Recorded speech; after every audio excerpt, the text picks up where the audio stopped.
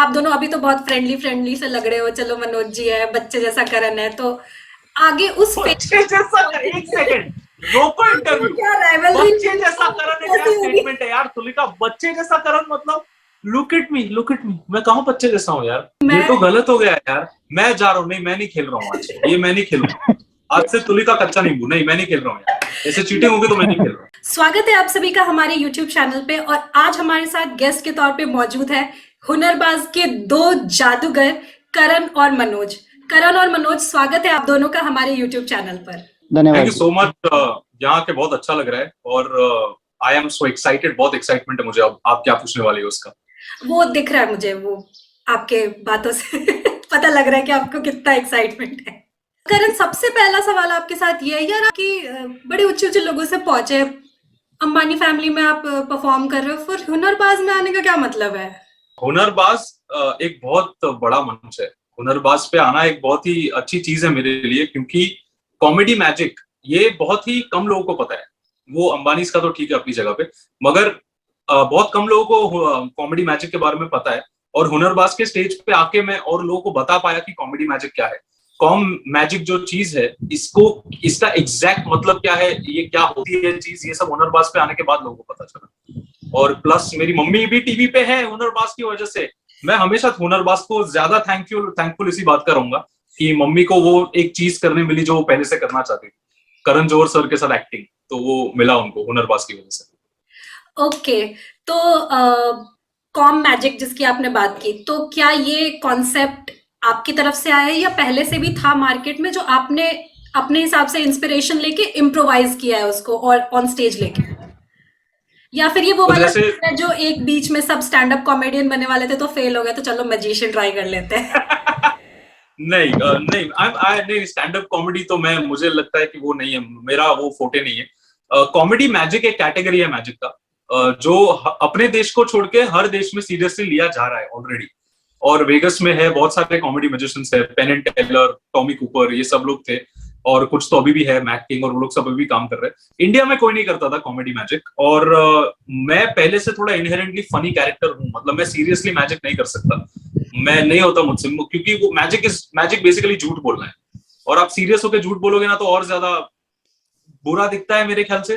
तो मैंने सोचा कि थोड़ा लोगों को हंसा हंसा के अगर मैं झूठ बोलूंगा तो फिर थोड़ा और अच्छा ऐसा काम हो जाएंगे मेरी ऑडियंसेस। तो कॉमेडी मैजिक एक कैटेगरी है, मैंने उसको इसलिए अडॉप्ट किया क्योंकि मैं इनहेरेंटली फनी हूँ। और किसी किसी कोई और नहीं कर रहा था ये, तो एज अ गुजराती दिमाग मेरा चला कि ये ओपन मार्केट है, इसमें कंपटीशन नहीं है, तो ये करो।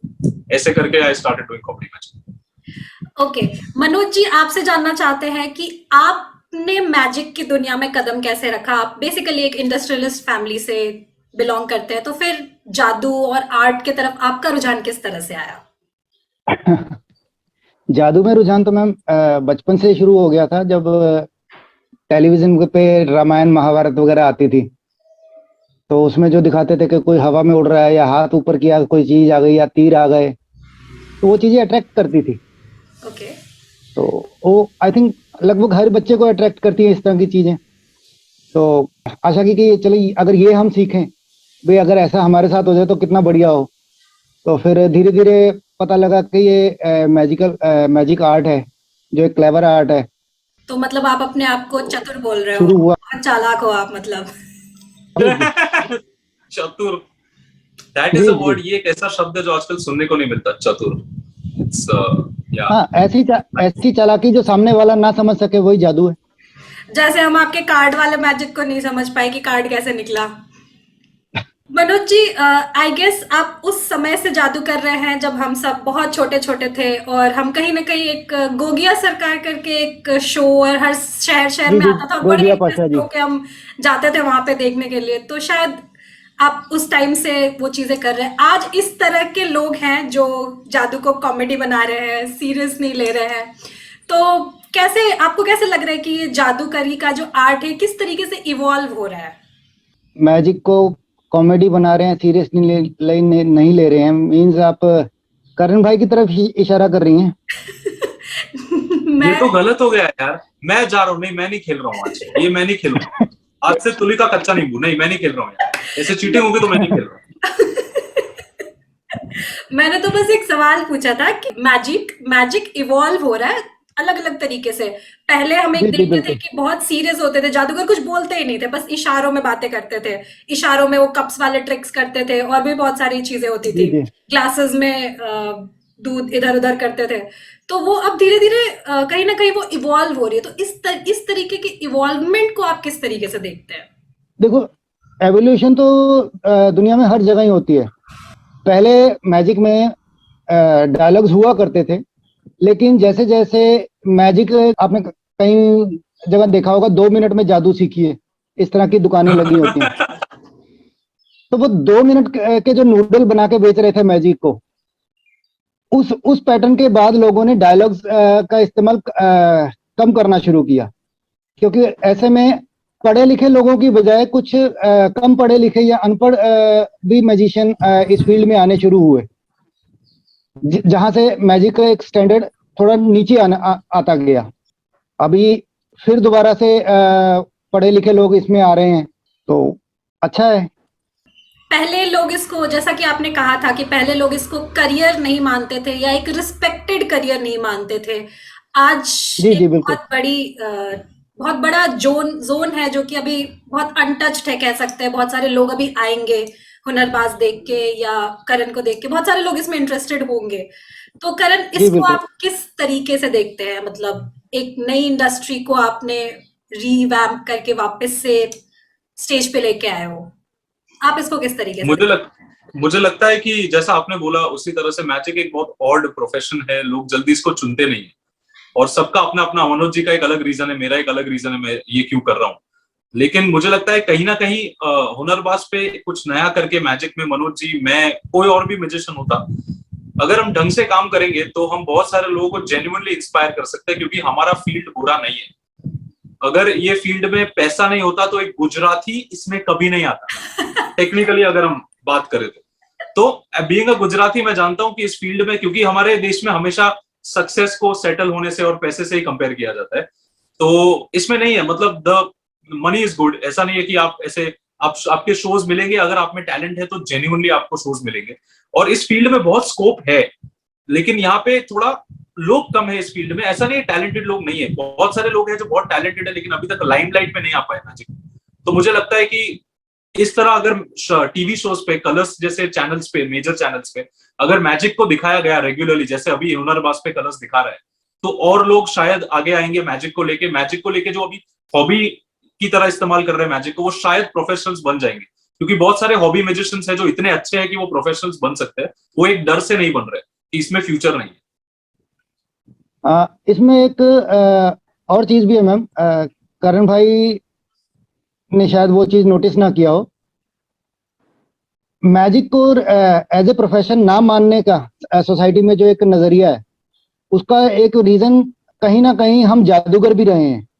हाँ हाँ। एक वक्त तक हम लोगों ने इस आर्ट को एज एन आर्ट प्रोजेक्शन ही नहीं किया। हमने करेक्ट इसको करेक्ट। अलौकिक शक्तियों के रूप में ज्यादा दिखाया। ओके। और अलौकिक शक्तियां जहां इंसान को अट्रैक्ट करती थी, वहीं उनके मन में एक डर का माहौल भी पैदा करती थी। उस डर के माहौल के कारण ये एक क्लेवर आर्ट होने के बावजूद भी ऑक्यूपेशन के फील्ड में अगर देखें तो वो पिछड़ गया।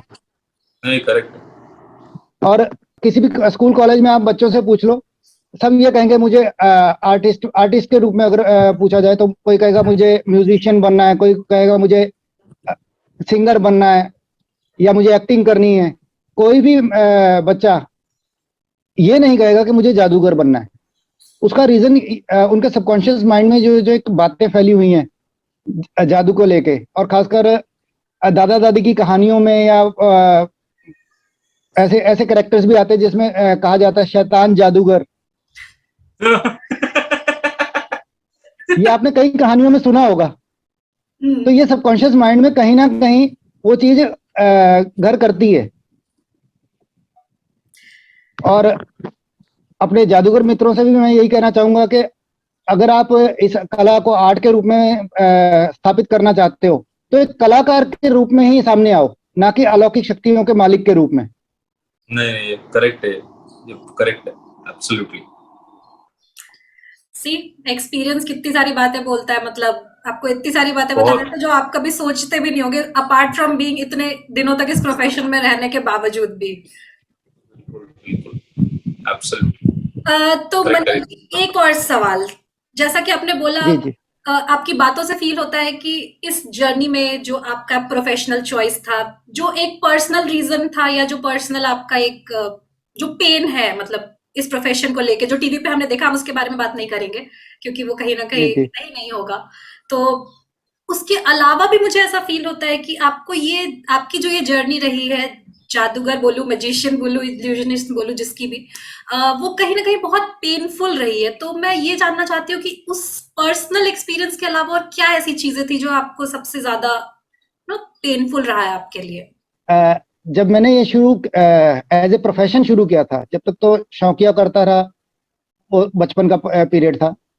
जब 2009 में हमारे बिजनेस में लॉसेस हुए, उसके बाद इस बचपन के शौक को जब एज एन ऑक्यूपेशन शुरू किया, तो आसपास जितने भी रिश्तेदार थे हमारे, सब इंडस्ट्रियलिस्ट रहे हैं। तो उन्होंने कहा, अरे यार ये क्या काम कर रहे हो, इससे तो कोई नौकरी कर लो।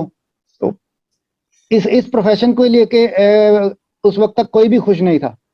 इवन कि अगर आपको मैं अपनी एक बात बताऊं, मेरी सिस्टर की जब मैरिज हुई, और विदाई के समय जैसे डोली की कार में बिठाते हैं, विदा करते हैं, तो जाते समय में मेरी सिस्टर ने ये कहा कि पापा मेरे मैजिक के कारण बहुत परेशान रहते हैं, तो तू मैजिक छोड़ दे। अब वो पल ऐसा था, शायद मैंने अपनी सिस्टर की बात मानते हुए मैजिक कई साल मैंने छोड़ भी दिया। लेकिन लॉसेस के बाद मेरे पास कोई ऑप्शन नहीं बचा था, कुछ भी काम करने के लिए इन्वेस्टमेंट चाहिए थी, जो कि मेरे पास खत्म हो चुकी थी। तो इसको शुरू तो किया मैंने, लेकिन किसी और नाम से, अपने नाम से मैं मैजिक भी नहीं करता था शुरू शुरू में। तो लेकिन हुनरबाज में आने के बाद, जिस जमाने में, मतलब एक कह लीजिए कि मेरी सिस्टर जो ये कहती थी कि ये छोड़ दे, और व्हाट्सएप पे उसका मैसेज आया कि now you proved us wrong, I am proud of you. सही सही। तो ये एक जो बदलाव है, ये कहीं ना कहीं थोड़ा फील गुड करवा रहा है। तो सही मतलब जब से आप हुनरबाज पे आए, तो उसके बाद बहुत सारे लोगों ने आपको, मतलब आपके फैमिली ने, जिन्होंने मतलब आपको सपोर्ट नहीं किया स्टार्टिंग में, अब वो आपको कहीं ना कहीं सपोर्ट करने लगे हैं। जी जी ओके। तो करण, आपका मैजिक के प्रति रुझान क्या सिर्फ वही कि ये अनटच्ड फील है, या कुछ और पर्सनल रीजंस थे इसकी तरफ आने के लिए? मैं इंट्रोवर्ट हूँ बहुत, मतलब अभी भी हूँ, थोड़ा सा बचपन नहीं, में ये ज्यादा हमें था। पता है, ये हमें पता है, इसके अलावा भी कुछ है जो नहीं पता है। इसके अलावा मैजिक में क्यों आया हाँ। बेसिकली, क्योंकि ये बहुत ही, मतलब मुझे मुझे पहले से ऐसे मतलब था इसको लेके कि मैं बचपन से अट्रैक्टेड था मैजिक को लेके। मैंने कभी सीरियसली नहीं लिया 16 साल की उम्र तक। 16 साल में मुझे ऐसा लगा कि मैं 16 साल का था, स्वीट 16 था मैं गाइस, और मुझे लगा कि यार ये मैं मुझे बहुत अच्छा लग रहा है, ये जो फीलिंग है कि मैं कुछ ऐसा कर पा रहा हूँ जो कोई नहीं कर सकता मेरे अलावा, मेरे स्कूल में। तो वो जो फीलिंग है वो बहुत अच्छा, सही लगा मुझे, और इसलिए मैं इसमें घुसा, मतलब फुल फ्लेजेड घुसा मैं इसमें। और मेरा भी जैसे मनोज सर का है कि उनका पहले फैमिली बिजनेस था, वो फिर किसी कारण से रुक गया। मेरा फैमिली बिजनेस आज भी है। और गुजराती लोग जो होते हैं ना, हम लोगों का कैसा रहता है ना भाई लोग, पप्पा का धंधा बेटा करेगा, बेटे का धंधा उसका बेटा करेगा। अगर बेटा बोलता है मैं धंधा नहीं करेगा, तो पूरा सोसाइटी कम्युनिटी उनको ऐसा बाहर फेंक देता है। तो बेसिकली प्रॉब्लम क्या हुआ कि मेरे मेरे जो डैड का बिजनेस है, मैंने बोला मैं नहीं करूंगा, मुझे मैजिक करना है। तो जैसा मनोज ने भी काफी ताने सुने इसको लेके, मेरे मॉम डैड ने भी मेरे डिसीजन की वजह से बहुत ताने सुने। एक ताना मैं कभी नहीं भूलूंगा मेरी लाइफ में, मैं हर जगह परफॉर्म करता था। मतलब हम रिलेटिव्स के फंक्शंस में जाते थे ना, तो करण एक मैजिक ट्रिक करना, and I would do card tricks and stuff. तो मेरे 3-4 ऐसे रिलेटिव्स थे जो ट्रिक खत्म होने के बाद बोलते थे कि अभी ये टोपी निकाल के 5-5 रुपए मांगेगा।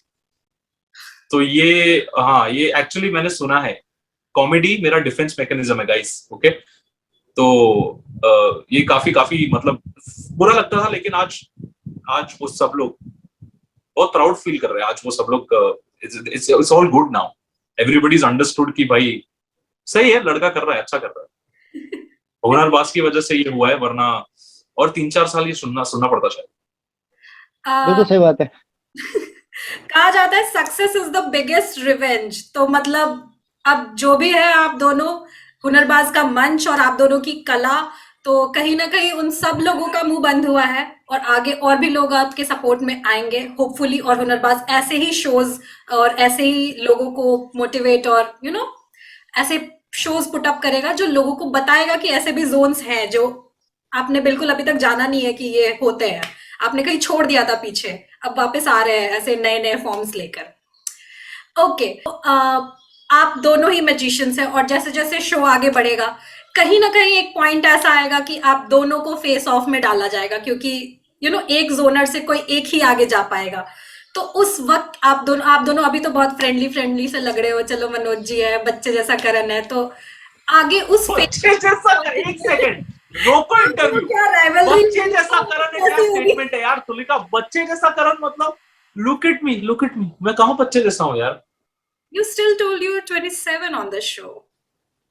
आई एम 20, तो बच्चा थोड़ी होता है। मैं लीगली वोट कर सकता हूँ।